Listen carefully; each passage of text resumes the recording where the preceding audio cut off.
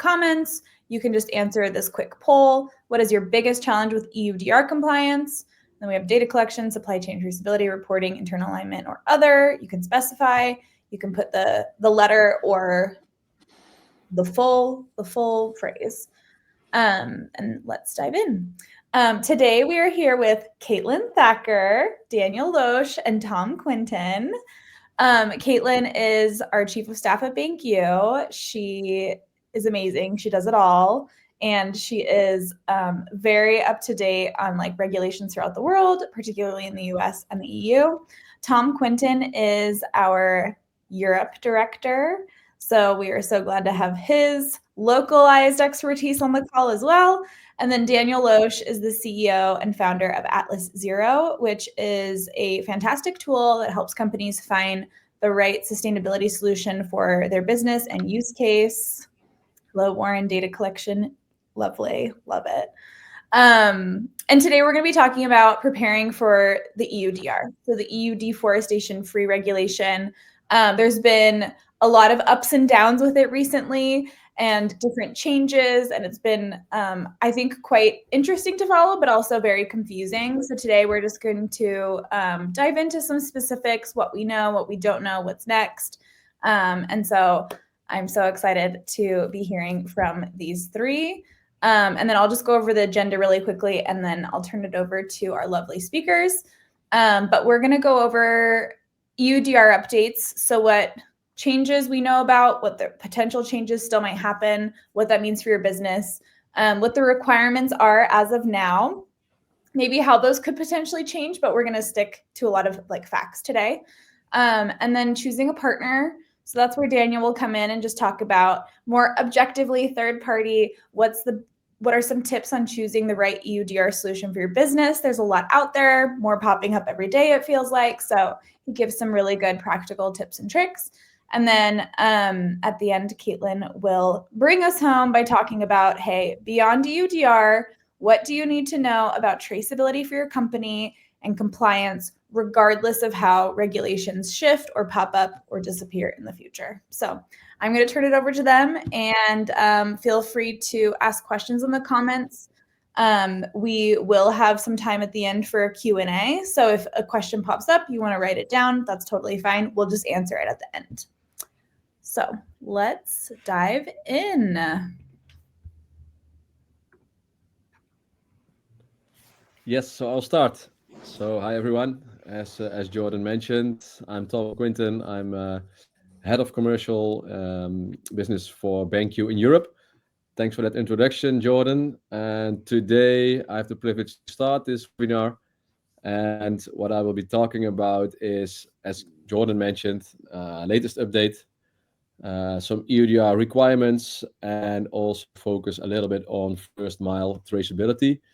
And I will try to spice things and mix things up with some practical tips. So to start with the beginning, the EU Deforestation Regulation, and why it's one of the most transformative policies for global supply chains. I think everybody in this webinar knows about the background of EUDR. It's basically to tackle two of the most pressing issues of our time, which is climate change and biodiversity loss. And its primary aim is to reduce deforestation, especially linked to EU's consumption of the commodities that are subject to EUDR, which are cattle, cocoa, coffee, palm oil, soy, wood, and rubber. And given the fact that 420 million hectares of forest are lost due to deforestation in only one decade, so between 1990 and 2020, we all face the same common goal of preventing deforestation. So I will start with some updates, then I will take you through the requirements and how to become compliant for your business. And as I mentioned, I will add some tips as well. So we're not talking just about the regulation itself, but actually talking about how to build this into your business, along with a livelihood for communities and saving forests at the same time. So let's jointly dive in the land of EUDR without losing our sanity. Next slide, please. So this is one of the most important slides.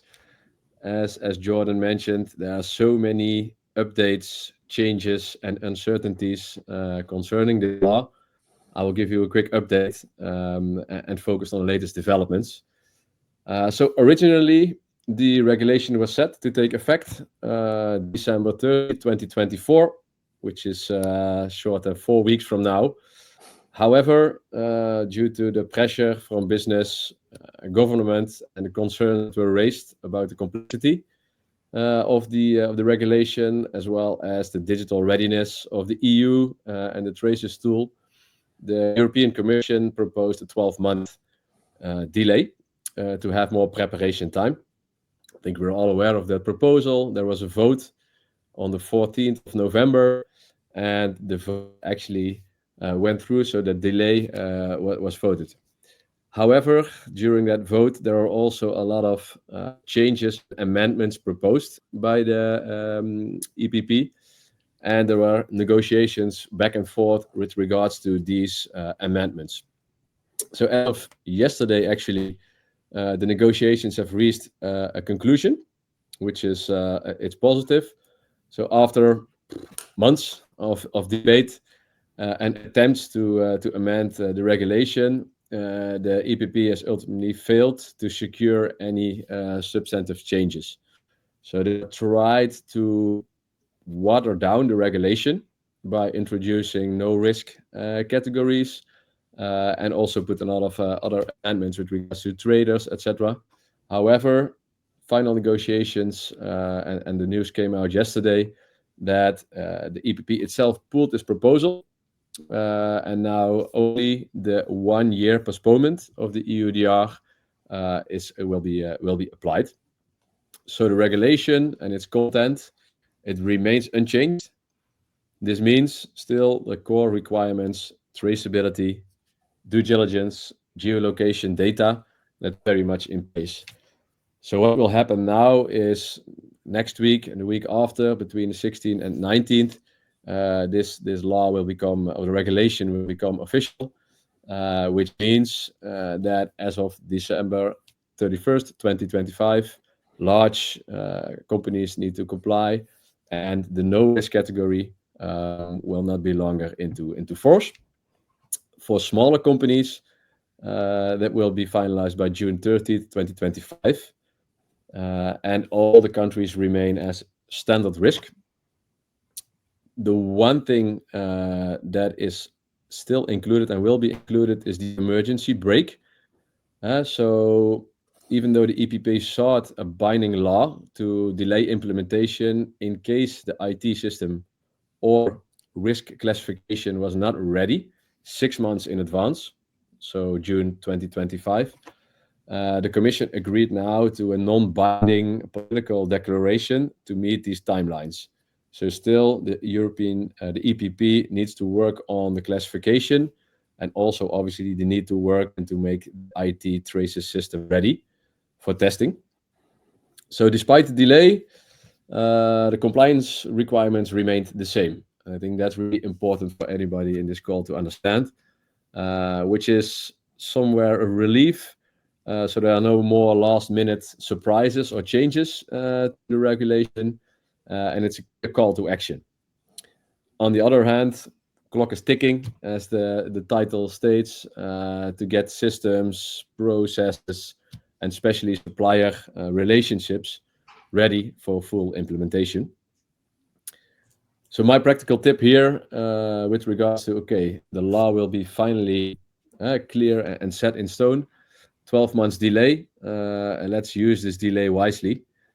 Start piloting your own compliance process now and test your traceability systems. In case you don't have a traceability system in place, get one and engage with your suppliers and work on gathering your first geolocation data. In case you have a business and you wonder if you are subject to EUDR, or you are not clear about, am I in a large company or am I a mid-size or small company?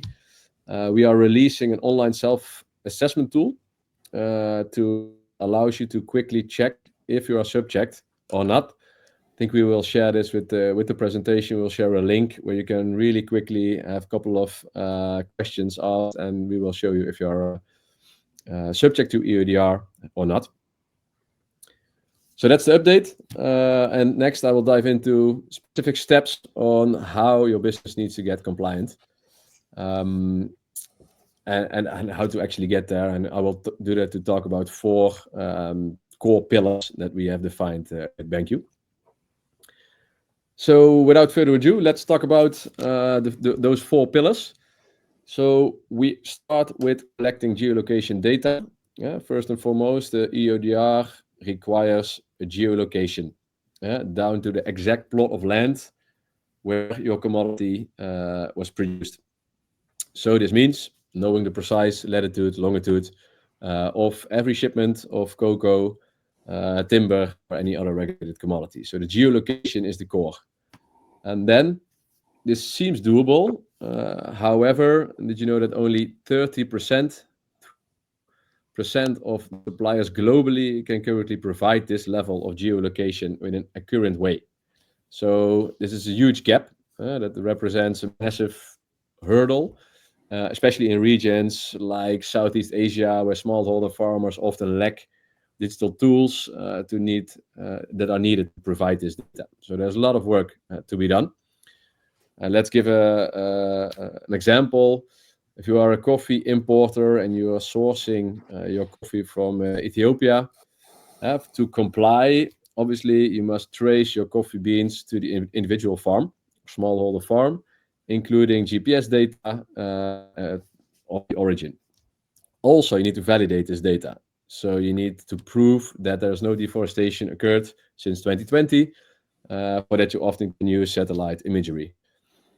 That itself doesn't sound like rocket science. However, in theory or in practice, smallholder farmers in Ethiopia, they lack digital access. They have no or low connectivity. And even more important, there are always aggregators and cooperatives in place that are mixing and blending beans of multiple farms. And that's where actually the traceability gets complicated and messy. So this is where proactive supplier engagement and mapping out your supply chain using a technology becomes very necessary. Second, can I go back to that slide? Yeah, because I was only at the second part. So the due diligence statement, it's one of the important pillars to become auditable as well in the EUDR process. So it's essentially your company's compliance passport. And on this due diligence statement, what needs to be there needs to be batch level. So every batch of goods traded or imported into the EU needs to have a due diligence statement. It needs to have custom integration. So it needs to be submitted before custom clearance, ensuring only compliant goods enter the European market. It needs to be complete, and incorrect due diligence fillings can lead to obviously delays in custom clearance, but also to fines. And once this due diligence statement is approved by the traces system by EU, you will get a reference number that can be used throughout your supply chain on bill of ladings, etc. Third pillar is a risk assessment. It's the cornerstone of EUDR compliance. So even if your goods meet geolocation due diligence statement, still you must evaluate and mitigate the risk across your supply chain. In practice, how can you do this? You can identify high risk regions. You can leverage technology like satellite monitoring or blockchain that flag deforestation hotspots. And you can implement and should implement corrective actions to act quickly, to address issues, training, audits, or at the final point, sometimes even supplier replacement.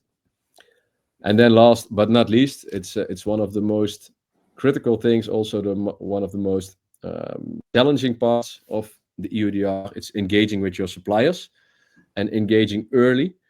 So because none of the above is possible without engaging with your suppliers. So the EUDR is not just applied to your company, it's a cascade through every tier of your supply chain. my practical tip here, not wait for the delay, use the delay actually to pilot a traceability solution. Select maybe one high-risk commodity in your supply chain, select one country and test your ability to actually trace it back to the plot of land. Quite a hands-on experience, and it will highlight a lot of gaps and prepare you for full implementation.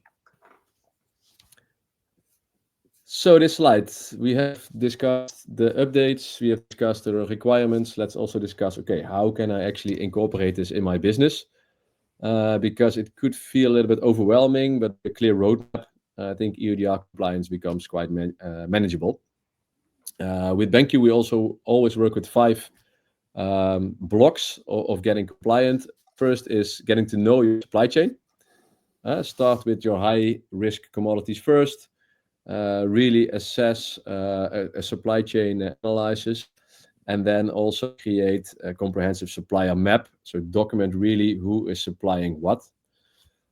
Secondly is conduct a risk assessment. So maybe you can evaluate regions, identify sourcing areas where deforestation rates are weak, deforestation rates are high, and the governance of that weak, such as Southeast Asia, Brazil, Central Africa. And then analyze the commodities that you are sourcing. So different commodities have different levels of risk. Rubber sourced from Thailand, for instance, may have a different deforestation impact than cocoa from Côte d'Ivoire. One practical tip here, build a risk profile for each supplier to prioritize higher risk regions and deeper engagement and monitoring. Third block is engage again. We are sounding like a broken record, but engaging with your suppliers, that's one of the most paramount elements in getting EUDR ready. What we mean with engaging is not only informing them, sending them a letter saying, okay, we need to be compliant.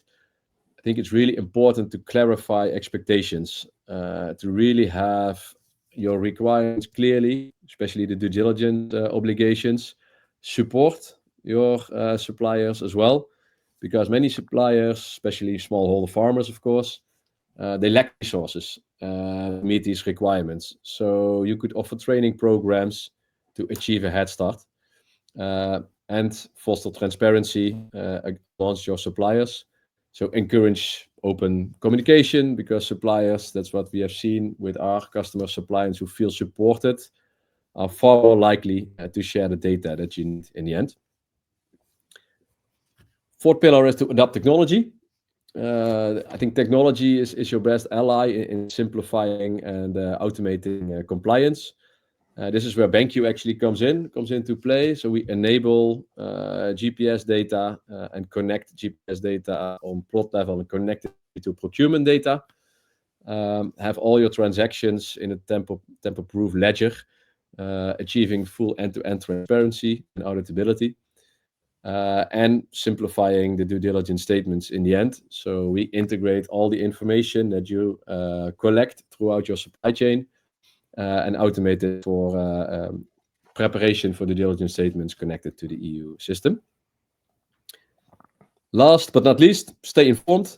So monitor regulatory changes, but also technologies. There are many technologies out there.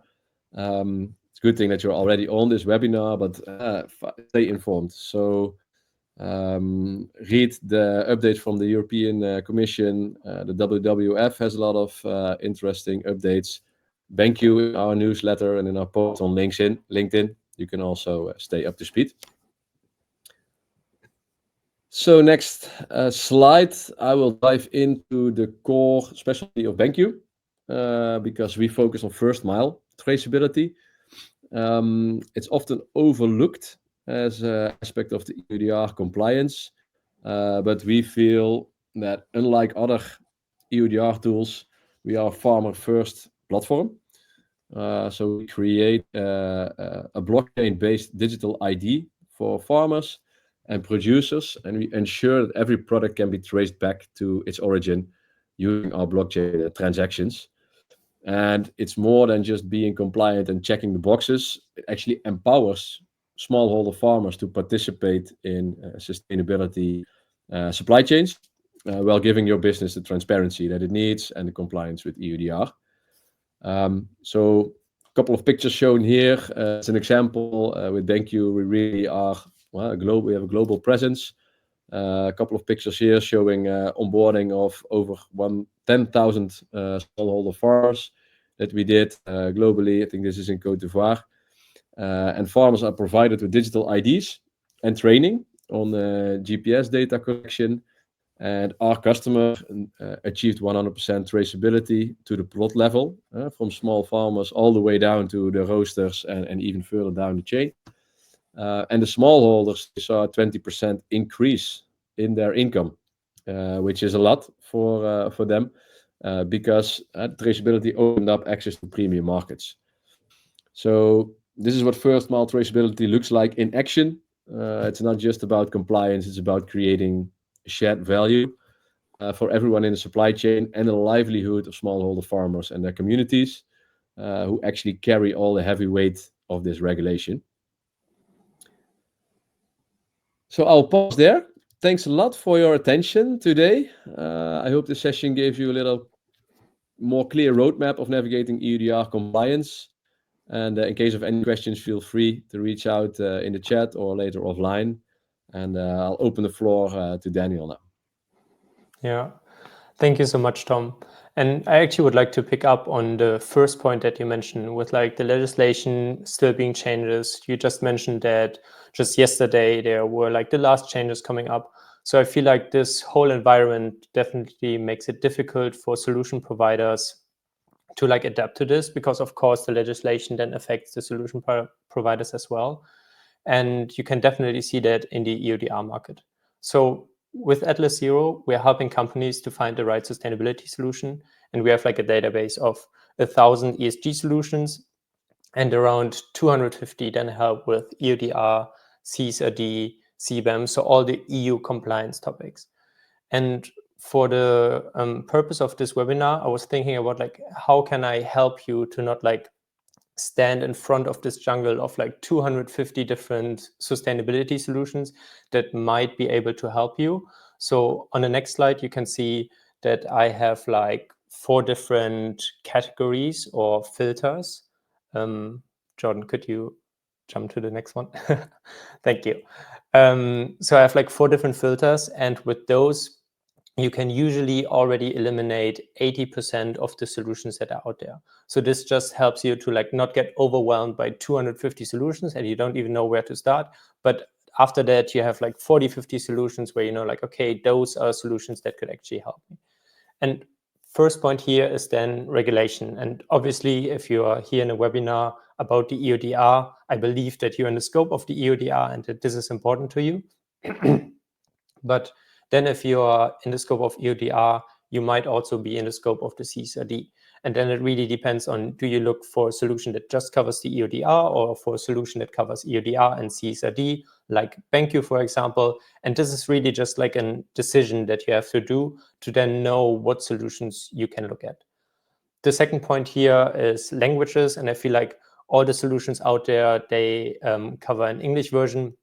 I feel like from the 250 solutions, I have one solution that only offers the solution in German, and I feel like they're doing fine.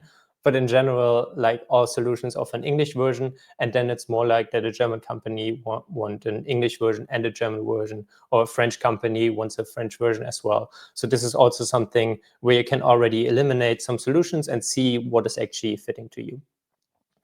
Then the next aspect is modules, and this also depends a little bit on like what are you looking at, because this is different for CSRD and for EUDR.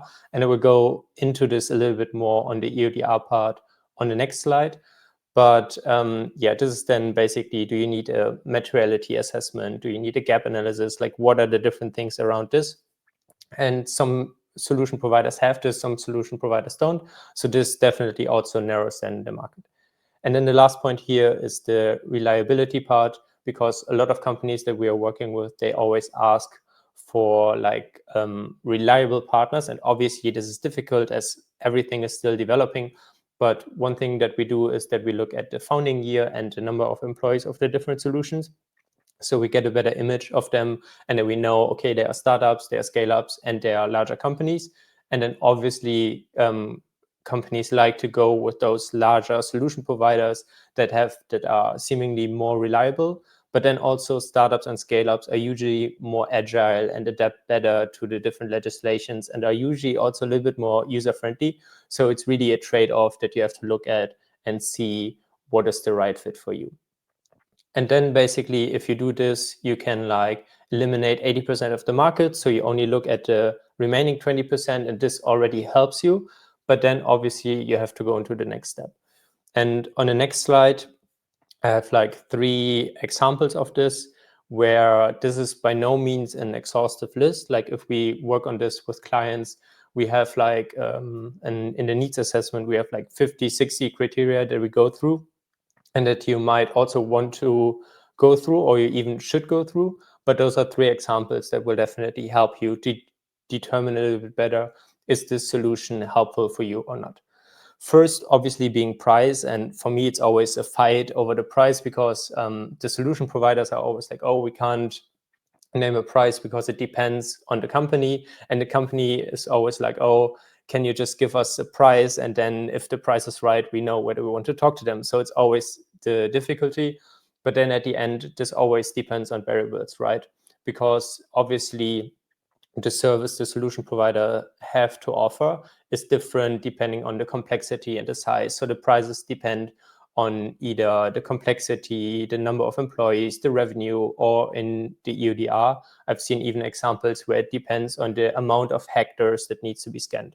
So yeah, there are some variables, and this is a little bit tricky to get to, but we are usually using price ranges to just like offer some direction and being like, okay, this is in this price range, this is in there, and then companies can like assess a little bit better what they want to look into.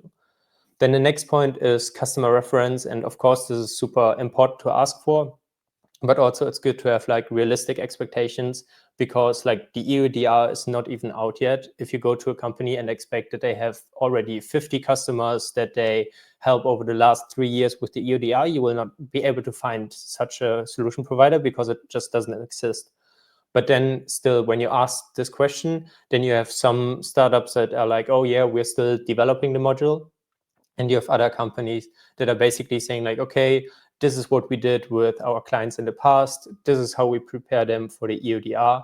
And this is how we're going to do it in the future. So same question, but very different answers. And then this usually helps a lot to like determine a little bit better on where to look at. And then with the last point, with the modules, I took a look at the database of Atlas Zero and the different EUDR solutions, and there are basically 5 different categories. So on one, we have like the compliance solutions, so solutions that help with CSRD and EUDR and like help you to become compliant. There are sustainable supply chain traceability companies that really have the expertise in the supply chains. There are agriculture softwares, so companies that work in the field of agriculture and now also add EUDR, because this is part of this field. And we have geospatial companies that are really like have the expertise in the geospatial data that you need for the EUDR, and therefore they also now offer EUDR compliance. And there are also consulting companies that just like did a lot of consulting in the past and now also venture into the EUDR. So this is just a recommendation from my side of like how you should not be paralyzed in the beginning if you see like, oh, there are 250 different solutions that help. If you use the first criteria, you will be able to like narrow it down a bit. And then once you narrow it down, you can zoom in a little bit more and use those extra filters to then just like see what company really fits to you and what offer is interesting to you. Yes. Perfect. Thanks, Daniel. I'll take over from here. And what we thought might be good to do next, after you've had kind of this overview of EUDR changes, what's required, and then Daniel's perspective on how to look at different solutions and narrow them down to your needs, we wanted to take a step back from that point and talk about more of the holistic landscape that's happening in regulations. You can see some of them on the list here. Obviously, as Daniel mentioned, CSRD, CSDDD, You have digital product passports that are coming into play as well. And then you have not only EU regulations, but US regulations, and sometimes even country level regulations, depending on where you're doing your work. So we kind of wanted to talk about it's as Daniel said, there's a lot of kind of point solutions that are coming up for each individual regulation that you might be looking at. But if you're a company that's looking at, let's take, for example, a company that's maybe selling cotton and leather. For cotton, you are probably looking at the Uyghur Forced Labor Prevention Act in the US. You're also going to be looking at the forced labor regulation that the EU is now considering and is forthcoming. And then on top of that, you probably have organic certifications or other standards that your company is trying to maintain in its product quality. In addition to that, if you're also selling leather, then you fall under EUDR compliance as well. And maybe your company has some standards around animal welfare metrics or something like that that you've made as a commitment. And then on top of that, you have packaging, where you might have a 2030 or 2050 commitment to have a certain percentage of recycled material in your packaging. And then on top of that, you might have a digital product passport that shows not only care and disposal information, but you want to show all of the journey of the garment up until that point, up until sale. So if you're looking at point solutions, that can be at least 4, if not more, different tech solutions that you might be considering for each of those. And so that's where we highly suggest looking into more holistic traceability solutions, where you can cover not only your regulations, but any commitments as a company that you've made. And being able to put those products on the market as a premium as well to give your business a competitive advantage.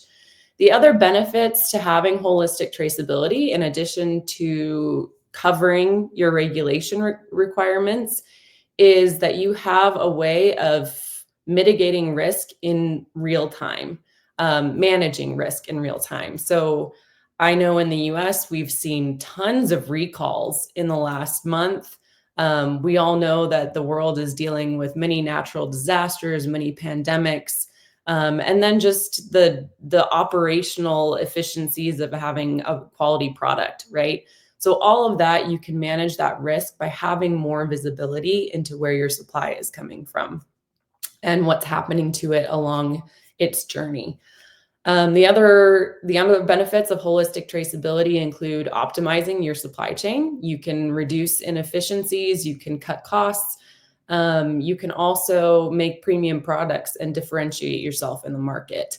And then the last thing that we want to touch on a little bit deeper in the next slide is carbon data as well. So if you have the visibility into what's happening in your supply chain, especially at first mile, you can gather carbon data and then be able to monetize that. So if we could go to the next slide.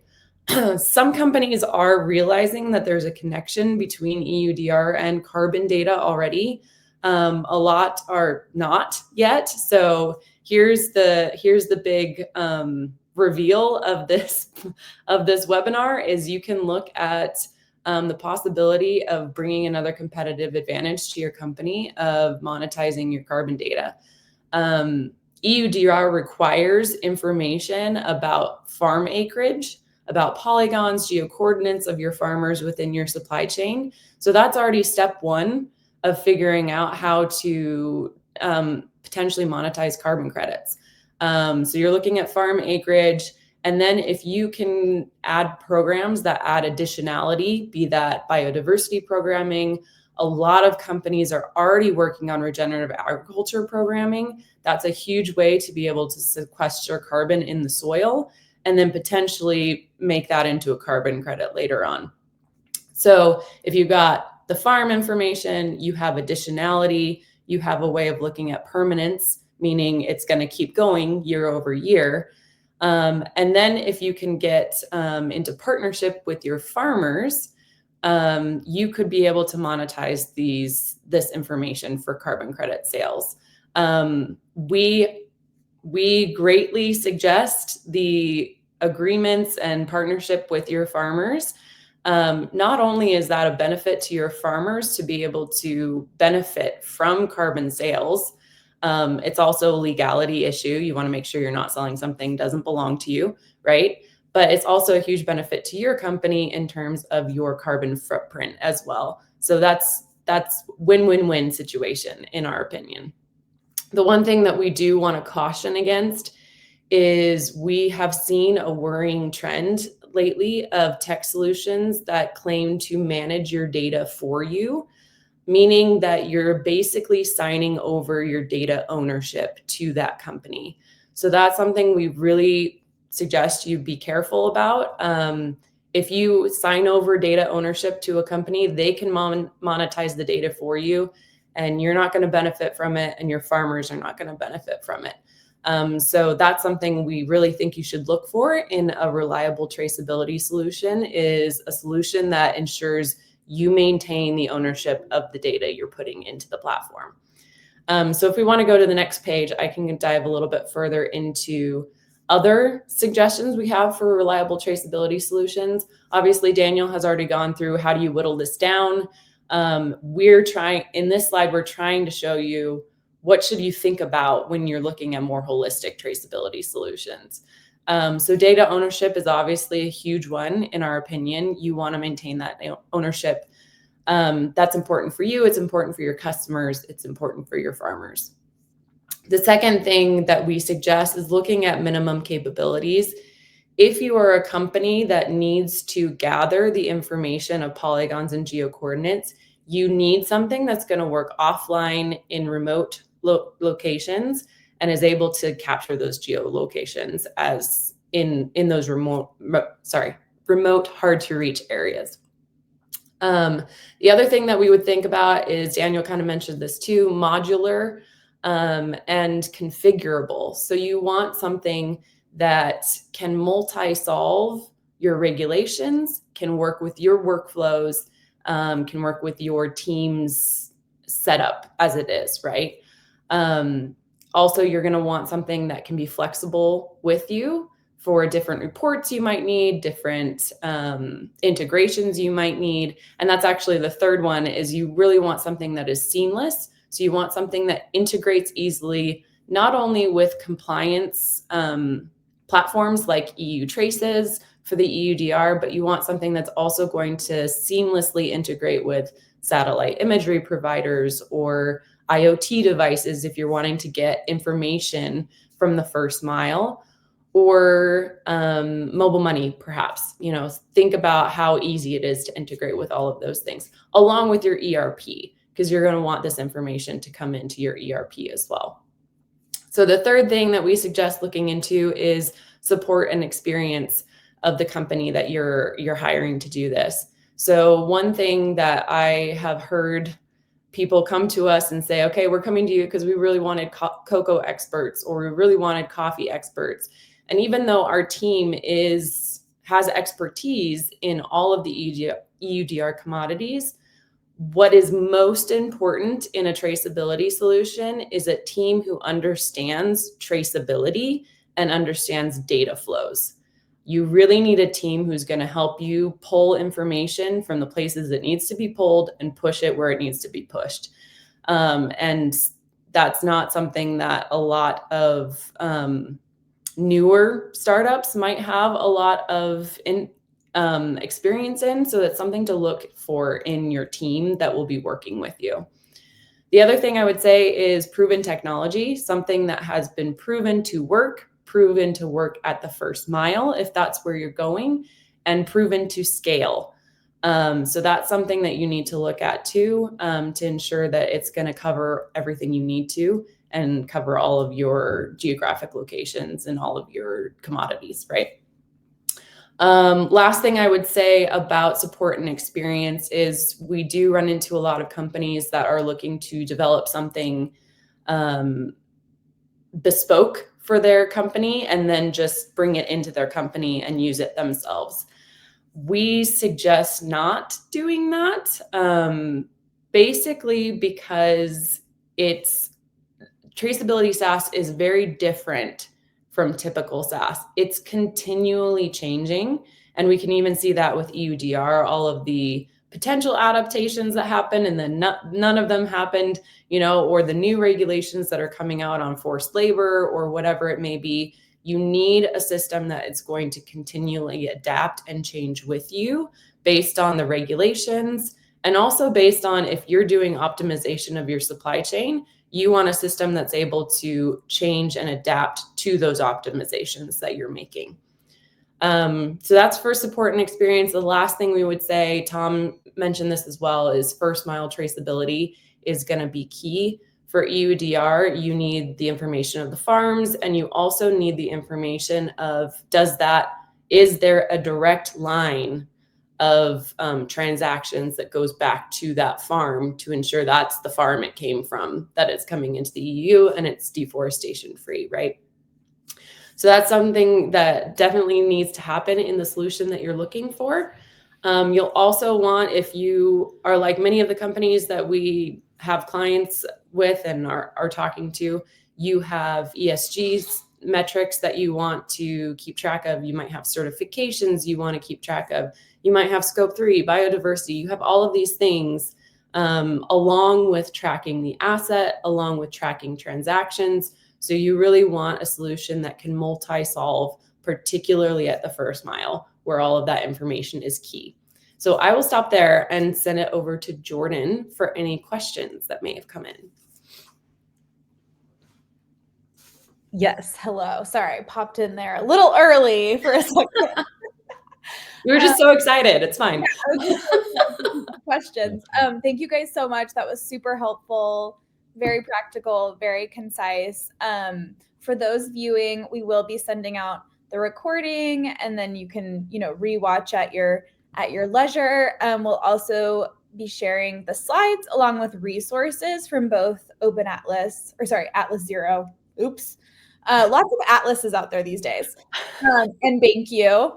And so, yeah, we have like a minute or two for questions. So if you all have any questions, feel free to throw them in the comments. And if we can't get to them today, happy to reach out. Feel free to connect with all of us on LinkedIn. I have a question for everyone on the call. I think if the audience were to take away one thing from this, in your opinion, what would it be? Let's start with Tom. One thing. Wow. I think it's to not underestimate the first mile traceability. So capture data at the source, making sure that you connect with your smallholders and integrate that seamlessly into your system. I think that's underestimated many of the times. That's something that we learned in conversations with our customers. So again, I mentioned it, I think twice today, and I will end with it. Start with a pilot, check your current status, your gaps, and partner up with an experienced platform like BenQ to get the best support out there, and start with the pilot and go from there. Love it. Caitlin, one takeaway? One takeaway. I think that my biggest takeaway would be really looking at all of the different regulations that you need to comply with and really figuring out, are point solutions really the way to go, or do we need something more holistic? That, of course, might include pulling in other members of your team and getting more internal buy-in. But I think in terms of the long-term goals and benefits that you can get as a company, it's much better to be forward thinking about what are all of the things that we need to be prepared for in the future, not just regulations, which are, a lot of them are coming. So yes, definitely pay attention. But also, what are all the other things that we need to keep track of in terms of sustainability, in terms of carbon, in terms of whatever it may be for our commitments as a company. So really looking at it from a holistic perspective, I think it's going to save you a lot of headaches later on. Yeah, awesome. And then last but not least, Daniel, one takeaway. Yeah, I think I would definitely want to empathize that companies should not get paralyzed. I know that it looks super complicated with all the legislation and everything is changing, and there are so many different solution providers and everybody offers something different, and I know that like a lot of companies just get paralyzed and that this is super difficult. But then really what Tom said, like it's so important to like start early, like really start going towards the right direction, try to decide for a solution and really do action toward the right direction, because every week, every day that you start earlier, you will be thankful later on. So I really want to encourage companies to not be paralyzed and wait, and just to like start and doing something towards the right direction. Awesome. Love it. Thank you all again. Thanks everyone for attending. Again, feel free to connect with any of us on LinkedIn, reach out with questions. I think everyone here is very, very open to knowledge sharing and connecting with people, other professionals in the space. So feel free to reach out. And again, we'll be sure to share in the coming week or two all the resources from this webinar. So thank you so much for attending, and everyone have a great rest of your Wednesday wherever you are, and we'll see you next time. Thanks. Thank you, Jordan. Thanks, guys. Take care. Thanks, Jordan. Okay, I think I just ended the stream.